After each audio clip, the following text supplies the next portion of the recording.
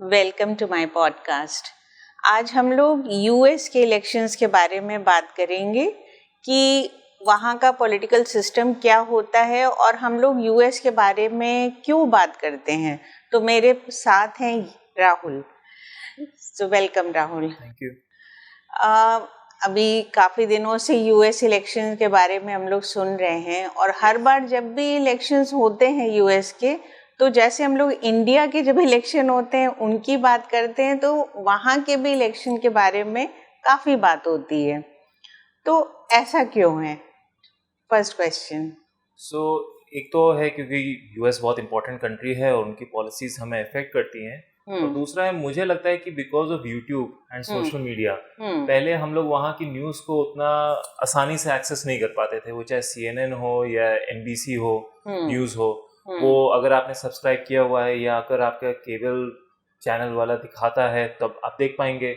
जो मुझे याद है हम लोग के यहाँ भी नहीं आता था, हम लोग कभी CNN नहीं देखते थे। पर जब से यूट्यूब आया है और उसमें जो डेली टॉक शो प्रोग्राम्स होते हैं, लेट नाइट शो प्रोग्राम्स होते हैं जो कि थोड़ा कॉमिक फॉर्म में बताते हैं, या जो न्यूज़ चैनल्स ही हैं वो भी अपनी क्लिप्स डाल डाल के यूट्यूब पे दिखाते हैं। तो जो मैंने देखना शुरू किया वो इस फॉर्म में देखना शुरू किया, क्योंकि वहाँ पे जो लेट नाइट शोज होते थे वो कॉमिक फॉर्म में एक तरह से न्यूज़ को कवर करते हैं, पॉलिटिकल सेटायर करते हैं। फिर उससे इंटरेस्ट आने लगा, तो जो उनके जो न्यूज़ चैनल्स हैं जैसे CNN, NBC है, उसकी क्लिप्स देखने लगा।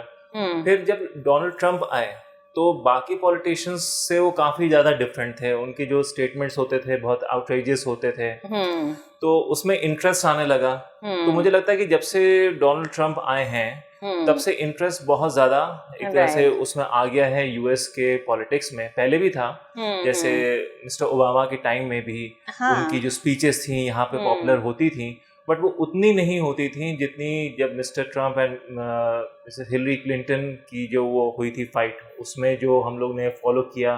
फिर जो इस बार जो कैंपेन रहा उसमें भी काफ़ी इंटरेस्टिंग रहा।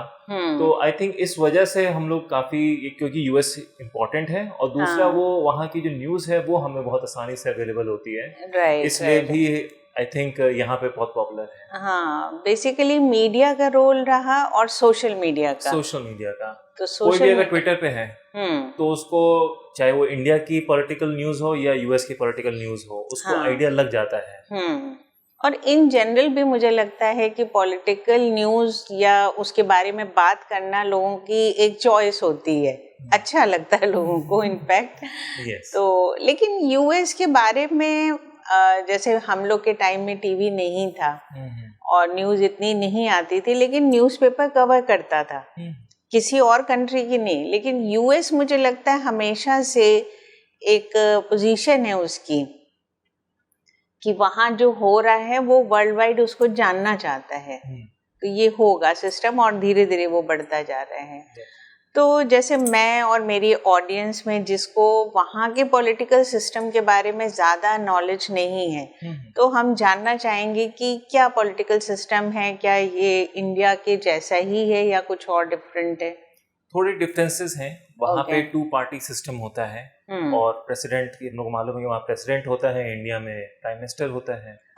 तो 2 पार्टी सिस्टम, वहाँ पे तीसरी पार्टी नहीं हो सकती है। अच्छा, होती ही नहीं है। अच्छा, और उसमें एक डेमोक्रेट है और एक रिपब्लिकन है। तो डेमोक्रेट्स थोड़ा प्रोग्रेसिव लिबरल स्टांस लेते हैं, पॉलिटिकल सिस्टम में कहें कि लेफ्ट लीनिंग है, और रिपब्लिकन्स थोड़े राइट लीनिंग हैं। तो जो कंजर्वेटिव वैल्यूज और जो कंजर्वेटिव इश्यूज होते हैं उसकी तरफ लीन करते हैं। अच्छा। तो इस बार जो विक्ट्री हुई है वो रिपब्लिकन्स की हुई है। डोनाल्ड ट्रंप रिपब्लिकन साइड से लड़े थे और ये कह सकते हैं कि प्रोग्रेसिव जो साइड थी वो इस बार उसको डिफीट फेस करनी पड़ी है। और जो इसके पहले गवर्नमेंट थी वो जो बाइडेन एडमिनिस्ट्रेशन था वो डेमोक्रेट था। अच्छा। तो वहाँ पे 2 पार्टी सिस्टम होता है। और उसके बाद प्रेसिडेंशियल इलेक्शन होता है। यहाँ पे हम लोग डायरेक्टली किसी एक पर्सन को इलेक्ट नहीं करते हैं। यहाँ पे हम लोग एक पार्टी को इलेक्ट करते हैं। हम लोग MPs को वोट डालते हैं और वो इन टर्न चूज करते हैं। Even though most of the time decided होता है कि अगर बीजेपी जीतेगी तो कौन PM बनेगा, कांग्रेस जीतेगी तो कौन PM बनेगा, but definitely we don't directly हम लोग मिस्टर मोदी को वोट डाल रहे हैं, ऐसा नहीं होता है। वहाँ पे हम लोग वहाँ पे जो वहाँ के सिटीजन्स हैं वो डायरेक्टली एक पर्सन को वोट करते हैं। अच्छा। लेकिन उसके पहले भी जो ये मेन इलेक्शन होता है उसके पहले एक और इलेक्शन होता है जो कि वो पार्टी कराती है। तो हर पार्टी से भी कई कैंडिडेट्स खड़े होते हैं।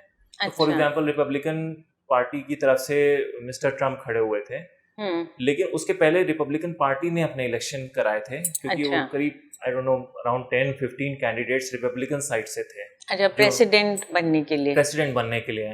तो वहाँ ऐसा नहीं है कि जो यहाँ जैसे हाई कमांड कहते हैं, पार्टी का हाई कमांड अपॉइंट कर देगा, वहाँ पे कोई भी खड़ा हो सकता है रिपब्लिकन पार्टी का अगर मेंबर है। अच्छा। और वो अपना पिच करेगा वोटर्स को कि मुझे ये मेरे इश्यूज हैं, और फिर वोटर्स उस पे वोटिंग करेंगे स्टेट वाइज। वो ऑलमोस्ट उतने ही बड़े इलेक्शन होते हैं जितना कि मेन इलेक्शन होता है। अच्छा। तो उसमें वहाँ पे जैसे यहाँ पे कोई रजिस्टर्ड वोटर का कोई कॉन्सेप्ट नहीं है कि मैं बीजेपी का रजिस्टर्ड मेंबर हूँ या कांग्रेस का मैं रजिस्टर्ड मेंबर हूँ वोटिंग पर्पसेस से। वहाँ पे लोग मेंबर्स होते हैं पार्टी के, रिपब्लिकन पार्टी के मेंबर हैं। तो जब रिपब्लिकन पार्टी के जो कैंडिडेट्स खड़े होते हैं कि मैं प्रेसिडेंट बनना चाहता हूँ, तो वो जो मेंबर्स हैं वो जाके वोटिंग करते हैं। पूरा कंट्री वोट नहीं करता है, जो रिपब्लिकन पार्टी का मेंबर होगा वो जाके वोट करेगा। ऐसी डेमोक्रेट साइड में भी होगा। अच्छा। तो पहले डोनाल्ड ट्रम्प ने अपने जो कॉम्पिटिटर्स थे रिपब्लिकन पार्टी में, पहले उनके अगेंस्ट एक तरह से फाइट हुई, उनके साथ डिबेट्स हुई। अच्छा। और उनको हराया, उसमें से जीते। और फिर उसके बाद फाइनली हुआ कि अब ये रिपब्लिकन पार्टी के कैंडिडेट हैं। जो अब डेमोक्रेट पार्टी के कैंडिडेट से फाइट करेगा, जो उस प्रोसेस से निकल के आता है। इस इलेक्शन को प्राइमरी कहते हैं। अच्छा। प्राइमरीज होते हैं। मोस्ट ऑफ टाइम्स होता है कि जो पार्टी इन पावर होती है, जैसे कि Biden administration Democrat party power में थी, तो उसमें प्राइमरी प्रोसेस नहीं होता है। स्पेशली अगर प्रेसिडेंट का सिर्फ एक ही टर्म हुआ है। जैसे जो बाइडेन का एक ही टर्म हुआ था, तो वो सेकेंड टर्म के लिए एलिजिबल थे, तो पार्टी दूसरा कैंडिडेट नहीं उनके अगेंस्ट खड़ा करेगी। सो सॉर्ट ऑफ अंडरस्टूड होता है कि नहीं, जो प्रेसिडेंट है, जो इनकम्बेंट है, वही सेकेंड टाइम के लिए भी लड़ेगा। लेकिन किसी वजह से लेट्स से जैसे 2 टर्म हो चुके हैं, जैसे जब बराक ओबामा दूसरा टर्म कंप्लीट कर चुके थे और डेमोक्रेट पार्टी ही पावर में थी, तो प्राइमरीज हुए थे जिसमें से हिलरी क्लिंटन जीती थी। बट हिलरी के अगेंस्ट भी कई कॉम्पिटिटर्स थे, जैसे एक बर्नी सैंडर्स थे जो बड़े पॉपुलर हुए थे। तो पहले पार्टी खुद अपने इलेक्शन कराएगी, फिर उसका एक कैंडिडेट चूज होगा, और फिर वो डेमोक्रेट पार्टी का कैंडिडेट और फिर रिपब्लिकन पार्टी का कैंडिडेट, फिर वो आपस में लड़ेंगे, अपने इश्यूज शेयर करेंगे, दूसरे को क्रिटिसाइज करेंगे, डिबेट्स होंगी, और फिर ये जो जनरल इलेक्शन होता है वो इसी टाइम पे होता है, नवंबर में होता है, बिगिनिंग ऑफ नवंबर। और इसमें जो फिर इलेक्ट होगा, जैसे आप डोनाल्ड ट्रम्प इलेक्ट हो गए तो वो प्रेसिडेंट इलेक्ट हैं, और जनवरी में जाके उनको पावर ट्रांसफर होगी। 2 महीने दिए जाते हैं कि वो नया एडमिनिस्ट्रेशन के साथ थोड़ा काम करें, समझें। सो ये बेसिक एक सिस्टम होता है प्रेसिडेंशियल इलेक्शन का। अच्छा। बट एक चीज और है कि जैसे हम लोग समझते हैं कि जो प्रेसिडेंट है तो उसके पास अल्टीमेट पावर होगी। हाँ। वो जो चाहे लॉ बना सकता है, जो चाहे रूल बना सकता है, ऐसा नहीं होता है। जैसे यहाँ पे 2 हाउसेस होते हैं, Rajya Sabha, Lok Sabha, upper house, lower house. वहाँ बिल जाते हैं, पास होते हैं, डिबेट की जाती है। वहाँ भी इसी तरह से 2 हाउसेस होते हैं। एक होता है सेनेट और दूसरा होता है हाउस ऑफ रिप्रेजेंटेटिव्स, जिसको कांग्रेस कहते हैं। अच्छा। वहाँ भी लोअर हाउस अपर हाउस का कॉन्सेप्ट होता है। वो उसी तरह से वर्क, सेम तरीके से वर्क नहीं करता जैसे यहाँ राज्यसभा लोकसभा से वर्क करता है। तो एग्जैक्टली कैसे वर्क करता है मुझे भी नहीं मालूम कि कौन से बिल्स हैं जो सेनेट में जाएंगे, कौन से हैं कांग्रेस में जाएंगे। आई बिलीव वो डिमार्केशन होता होगा। बट वहाँ पे सेनेटर्स, सेनेट की बात करें तो उसमें सेनेटर्स होते हैं। अच्छा। जैसे यहाँ उसको हम लोग मेंबर्स ऑफ पार्लियामेंट बोलेंगे, जो हाँ। पार्लियामेंट के मेंबर्स होते हैं। वहाँ पे सेनेट में सेनेटर्स होते हैं। और जो हाउस ऑफ कांग्रेस है उनको कांग्रेसमैन बोला जाता है। अच्छा। वहाँ पे 50 स्टेट्स हैं यूएस में, हर स्टेट से 2 सेनेटर्स होते हैं। तो जो सेनेट है उसमें टोटल 100 सेनेटर्स हैं।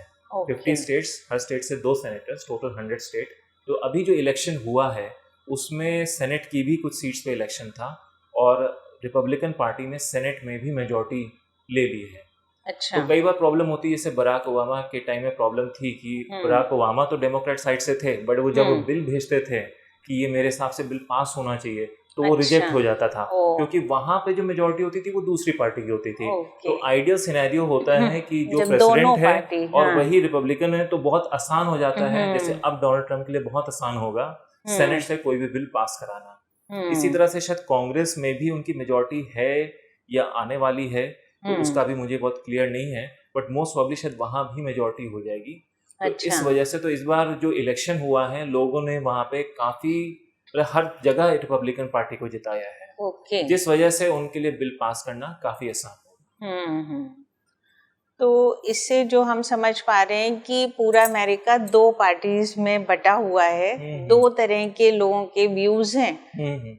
तो इस तरह से इलेक्शन में भी उन्हीं 2 व्यूज में हमेशा इलेक्शन होता है और एक कोई जीतता है डेफिनेटली। और एक तरह से जो प्रेसिडेंट है वो डिफरेंट पार्टी का हो सकता है, और जो सेनेटर्स हैं उनकी मेजॉरिटी डिफरेंट पार्टी की भी हो सकती है, जो कंट्री के लिए बहुत अच्छी नहीं होती होगी कि कोई बिल आया और उसको फिर वो पास ही नहीं हो पा रहा है, तो भी प्रॉब्लम होती होगी। एनीवे उसको बाद में समझेंगे।